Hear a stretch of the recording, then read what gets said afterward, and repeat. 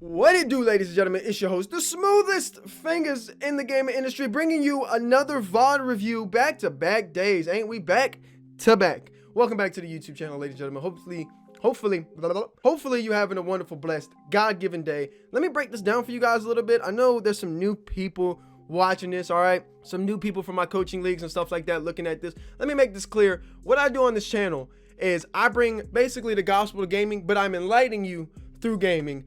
Most importantly, we're using this ability to read and react and use our mirror neurons to watch players play and develop our frontal cortex so that we can become more adequate, more aware of not only gaming and the situations within us in gaming, but also outside of gaming, and we can use that in different assets and different avenues. Not everything I do in gaming is just for gaming. It's layers to this. There's dimensions to this. If you're familiar with my original channel, my main channel, you know how I operate, you know how I do things. But on this channel, I haven't been as vocal with it, been staying on competitive, focusing on competitive, but I just wanted to make that very clear for you. And today we got another episode of these things, so let's get hype, let's have some fun. We got a banger gameplay for you guys to show and talk about and discuss today. I do not have any notes at the moment, and the reason for me not having any notes is because I was just simply, one, too busy, and two, I was just loving watching the game. I was just focusing on the game. I felt like a fan or a supporter. I don't really like that word, but I felt like a kid. I just wanted to watch and enjoy the game, and it wasn't the greatest game, especially Icebox, but that second game, man, that was a great game, and we finally seen Sentinels take their first L. I'm an NA guy, but most importantly, I want the best team to win, and man, G2 looks really good. They got the #1 seed in the whole tournament. The brackets are set. We'll be talking about the brackets and making our predictions on bracket play tomorrow morning on the Smooth Touch. Hopefully you check that out. But again, we're gonna hop into this gameplay. Keep in mind, to you guys, I'm gonna be doing a little bit of free flowing, so if I'm not as detailed and intricate as I usually am, it's because I don't have my notes. But at the same time, sometimes it's even better to be open-minded and free flowing. So let's hop on into this video. Let's take a look at what happened and let's get it on. Talking about Icebox, we're talking about Sentinels, and we're talking about my man Sick. If you guys haven't seen some of my videos in the past, link will be in the description to all the playlists on my Valorant breakdowns. But today, we're talking about Sentinels, and if you know anything about me and Sentinels, you know I love my man Sick. That man Sick, bro, is sick. He's a legend. That clutch he had against T1, I think it was T1 or 100 Thieves, where he was on Icebox. This man was dropping like 30 kills. I think he dropped like 36 kills or something. He clutched it up, sent Sentinels basically into Masters play with that play. He's one of the greatest players that I've ever seen. He's definitely top 5 in my opinion in the world. People don't talk about him enough, and as always, you know, my baby Sage is what he runs. So, I got a little bit of a heart for Sage players. We don't get enough love out here. But hey, he got masterclassed. He absolutely got masterclassed this game, and it's because Avova is also a top player. Avova really showed how great he is, and shout out to that man Kellogg's too, man. He's one of the top Jets. He really came out and showed, hey, I'm here, and you love to see a 2-0 sweep of Sentinels is not easy to do. A one-map win on Sentinels is not easy to do, and they really showed that. So we're going to take a look at some of this VOD footage. So right here's what I want to talk about. First off, I want to talk about, this is 4-0. I know you guys can't see it. Let me like show you guys exit out of it. It's 4-0 right here. Essentially right here, what you have is you have a pick already happening on Shazam. I want to give some criticism to Shazam. You guys know I love Shazam. I love some Shazam. That's what I'm trying to say. You guys know I love him, and he's a great player. He's one of my favorite people to watch. I pretty much watch his streams almost every time he streams just to watch him. I think he's a cool guy, really down-to-earth person. But Shazam right here was just way too aggressive, and so is Tins. This whole series is a lot of over-aggression from Shazam and from Tins, and it really comes back to hurt them. And it really does. And it shows how dependent you have to be in some of these games when your duelists aren't showing up and they're getting out-fragged. Shazam and Tins just did not have the series that they've had in the past. I think they'll change that. I think they'll make some adjustments, but, again, probably just an off series, right? It happens. It's something that, unfortunately, didn't go their way this series. And again, instead of making adjustments to where they played around it, we did see, I think Sick ends up taking the op from Shazam. I'm pretty sure that happens later on in this game. You start to notice that because Shazam was just not hitting shots. But at the same time, again, I tell you guys all this all the time, and I tell people I coach all the time. When you're a duelist, your main job has to be creating space and fragging. That's what your job is to do. You have to focus on those things. Of course, you have to play with your team, but you need to do that. And when you're not doing that and you force a Sage, a Sova, or even a Viper to frag, you're going to put yourselves in a bad situation. And I think that's what ended up happening here. You'll see this right here. They get a pick. Tins and Shazam go down. And then you have a trade from Sick. Sick gets it on to Mixwell, but he gets that in the middle, and they still have the site over here. So right now you have Viper playing all the way up, cutting off B. Right here, I told you guys a long time ago back in one of my VOD reviews that you need to shut down B, but you need a healer. They're already messed up here because they have 3 sitting on A site, and they don't have the Sage with the Viper. And instead of there being a Viper right here, Viper walling this off, there should have been maybe Tins, maybe Jet, maybe Shazam over here. I just don't understand why you have 2 duelists sitting front A. I just don't think that makes any sense in my personal opinion. And you see it doesn't pay off for them in this round. And now Viper, right here, what Viper should have done, it just should have been a pinch. There should have been a pinch right here. There should have been some intel. There should have been a Sova dart. Maybe there should have been a shock dart or something. You know right here, hey, they're pushing onto site. We know they're pushing onto site right here. They're going to take control of this site. Let's try to get a flanker push through mid map, and they don't get anything. Now, I mean, you're pretty much, Zombs isn't even contributing to this round right here. There's nothing that he's doing that's really helping the team out right here. He's all the way in the back of their base, not doing much. And then you have Sick just basically 1v4ing for the greatest players literally on land, and not just on land, but for the best players in Valorant history at the moment. I just don't understand where this like makes sense and how this happens. And now Zom is just gonna have to just do a miracle. It's bad plays. They end up losing here. It's too easy. And Nukia, I think is how you say his name, ends up picking up the kill. Okay, what we're gonna take a look at here is a perfect example of throwing around. There's 2 rounds in particular that I think Sentinels completely threw. It's this round, and we're gonna discuss the later round at a later time in this video. But right here, I feel like this is just a throw. This is exactly the same thing. Remember, I just told you Viper is playing this wall again, and he's playing B, and he's rotating so late. And not only is he rotating so late, Zoms is, he's not going through mid-map or playing this. It's pretty readable, right? If they know you're never going to flank, you're never going to push from behind, they can just full send. There has to be a mixing up, mixing up, you know, you like to play on words, of your strats here. And I just don't feel like there was a strats. They were just easy reads. It's really weird to Sentinels, because usually Sentinels has this off angle that they play you, and you can't really adapt to them because they're just better. Like, they just can read you so much better, especially with Shazam being the IGL in-game leader that he is. He is that smart to do this. But I don't know what ends up happening here. But they end up getting 2 picks. So Dapper ends up picking up Nukia and Mixwell. They're pretty much right next to each other. You have a Vova on site here. Instead of taking the site and working their way up through here, they pretty much play slow. They're not even taking site. Like right here, you have Dapper all the way pushed up. You have Jet sitting all the way back here with Shazam. Shazam immediately has to take this corner right here and make sure that the bomb spike or the spike isn't getting pressured here. And then let Sick take some time to regroup with Viper and have Shazam, or not Shazam, I'm so used to Shazam playing Sova, by the way. Shazam or Dapper play back here a little bit and back up. Instead, that doesn't happen. And then on top of this, there's a little bit challenging. What happens with the challenge right here that Dapper essentially, remember, I told you guys about this yesterday.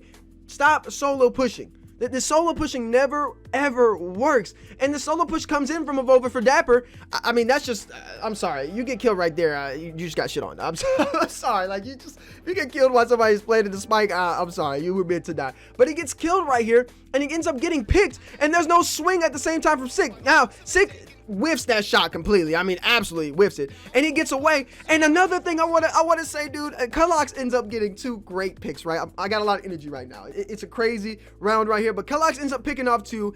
We don't get to see that point of view. But why isn't there a spray through the wall? Listen right here. All he has to do is spray through the wall. What? Like, oh, look, easier said than done. Easier said than done right here. I understand that. I understand it's a lot easier said than done, right? I get it, right? He doesn't know he's there, whatever. But you have to at least shoot. Like, he has 4 bullets here. Reload. Shoot through the wall. You could have hit a Vova. I mean, this is just like, I say this all the time to players I'm coaching. Wall bang. Wall bang. If you're playing a game where you can wall bang, use every little wall bang to your advantage, especially in Valorant, bro. Just lay some shots down, scare them into moving, make them readjust, or at least bare minimum, get some shots off. Like, just get some shots off. He can wall bang this, pull out his knife, run around the corner, play the Sage wall, and then play the other angle. They're still gonna think he's here, and I don't know what happens here. I honestly don't.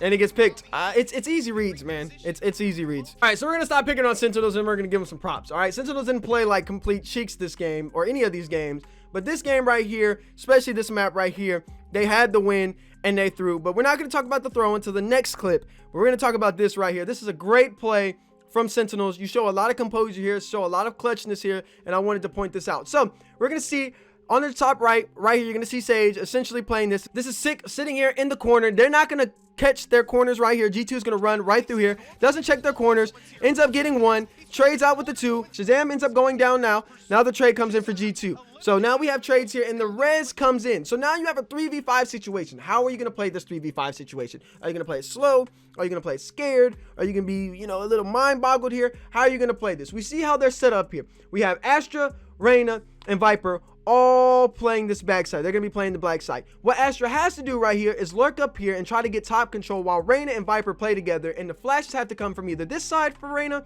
and Viper, or it has to come from this side. You have to make a decision, and we're gonna see how it plays out. Tins coming back here, but Tins has to make the communication. Hey, wait for me, wait for me, wait for me. Let's play together. Let's make sure we get flashes. Let's make sure we get stuns. If he has util, if he doesn't have util, hey, I have no more util. Let's play together. Let's clear sight together. Let's wait on Zombs to take height. Let's see what he gets, and let's push together. That doesn't happen here. Instead, Dapper just completely lurks up, plays his own life.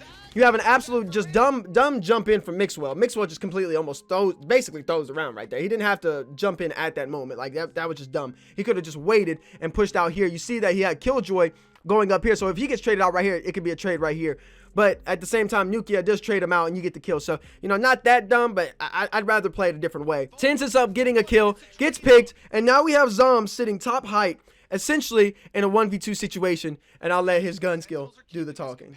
Zoms has to make a big clutch happen. He's going to stop them from planting for just a moment. No, actually, he doesn't.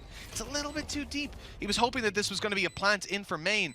Oh, no! Just the wrong time, but he still gets away with a frag. In fact, he has more HP than Coleman. And that's an easy win. It's an easy win when you double peek. So, again, great clutch from Zom. Zom does the right thing here with taking height. You love to see it. Putting the Astra stars down, showing off his skills, showing what you can do with Astra, and how you take height on split. The number one thing in any FPS is you want to make sure you always get height, and he does the correct thing right there. Shout out to Zom, shout out to everybody. But again, what the same issue continues to plague Sentinels is when they do lose and they have these issues and they have these problems, they're not playing as a team, they're not working together, which is a lot of people's problems, a lot of people's issues. But even Shazam came out and said this, they get bored playing a lot of rounds, they get bored in some of these situations, and maybe they just didn't take G2 as seriously because they beat them before, and maybe that's what happens. Maybe they'll bounce back. We'll see later on today when they play F4Q. We're gonna take a look at this round right here. Pretty much crazy round. Kellogg's over here celebrating, 6 frustrated, tilted. Now, we're going to see some trades come in. I know I'm stopping this a lot, but I'm trying to break this down for you guys so you understand. Dapper, again, is by himself all the way over here. He's making this rotation back around. All right, we see Shazam not get a pick, gets killed. Kellogg's gets 2. Now it's a 2v2 situation. You love to see this get together. They end up getting together right here, right? Great job. They end up getting together. Now let's push together. You have G2 playing together. Now they got to break the site. They go to break the site. Now they split up. Now they're going to pinch. They're like, hey, we're going to pinch. Perfectly fine with that. Let's call the pinch. Tins ends up getting the kill. Kellogg's swings. They end up trading out. Now it's Kellogg's and Dapper. Where is Dapper? Why is Dapper not swinging on this? This would have been an easy round. This round would have been over if Dapper would have pinched at the right moment. He doesn't pinch at the right moment. No clue where the communication was at that moment. But Dapper still has a chance right here. Kellogg's does the right thing. Instead of doing that, he gets the res, and instead of sitting right behind, he has to sit right next to the wall. All he has to do is sit right next to the wall. Soon as Avova starts getting shot, Dapper does the trigger discipline. Great IQ by him. Not to shoot immediately and not to just take out Avova because Kellogg's can shoot. Kellogg's goes way too far and goes for the pinch. No clue why that happens. He ends up getting the pick right here, and Kellogg's isn't in a situation to trade. That's a throw. As a Sage player, you know when you're rezzing somebody, just like if you're Lifeline in Apex, when you're rezzing somebody, guard them, stand by them. You don't have to be right on their ass cheek, but be right next to them so that you can swing when they're getting shot from any angle. Make sure you're right next to them, and he doesn't do that, and he ends up losing this round in a 1v1, a very close 1v1. That's just unfortunate, but it doesn't work right here, and he ends up getting picked. Now, you guys obviously know the round. Sentinels ends up going on to lose this. Sentinels just loses this round just by completely getting outslayed, getting outstratted. I'll show you guys the last round so you guys know what happened if you didn't see what exactly happened. I'll fast forward this a little bit so you guys can see. Just absolutely, again, Sentinels just... Look, I'm not going to say that they deserve this loss or that they deserve to lose. No team really deserves to lose in certain situations. But in games like this where these things happen, Sick going up there solo queuing and solo challenging a teammate on ropes probably wasn't the best IQ play right there. But again, these are just nits and picks that I can do all the time. And I'm pretty sure they know these things. We understand what happens. G2 ends up winning this round. But again, Sentinels, look, it was bound to happen. It was bound to lose at some point. 2-0 is a little crazy. I think the map combination right here, which is not up to their favor, getting Icebox and then Split back-to-back is just not Sentinel's best maps. That's pretty much where their weakest at is Icebox and Split. But when it comes to every other map, I'm pretty sure that they can handle it. They'll make some adjustments. I definitely believe they will. But man, seeing this game right here was just like, man, G2 got it, dog. G2 got it. Kudos to G2. All right, I don't want to say that Sentinels just threw or saying that Sentinels just didn't come up to standards or anything. G2 showed how good they are and showed, hey, EU got something to say, man. They got something to say. All right, ladies and gentlemen, that's going to do it for this VOD review today. Let me know what you think in the comment section below. Did this help you? Did this not help you? Let me know what I need to improve on. I'm not perfect. Need some criticism as well of some of these players. Again, I'm not going to make it seem like I'm some great player in the world, but like I said, I've been watching these players, watching them a lot, you know, giving some criticism, giving some feedback, seeing how these things can improve. It's literally my job to coach and do these things. So I do this all the time, all day. Even though I don't play Valorant 40 hours a day like some of these pros do, I am watching these things and paying attention to these things. And again, it's just nitpicks. I feel like Sentinel's gonna be able to bounce back. Shout out to the NA boys. You know, I want you guys to win, of course. Shout out to G2, man. Played phenomenal. You were the better team. Can't wait to see bracket play. Tune in tomorrow for the Smooth Touch. We'll go over all the bracket plays, look over some VODs from today as well, and we'll get ready for this epic weekend of Valorant. We'll have an Apex Predator video for you tomorrow if the servers are working, and we'll get into those topics, discussions, and videos later on. Thank you guys for watching. Bless up, as always. God bless, and I'll see you guys in the next one.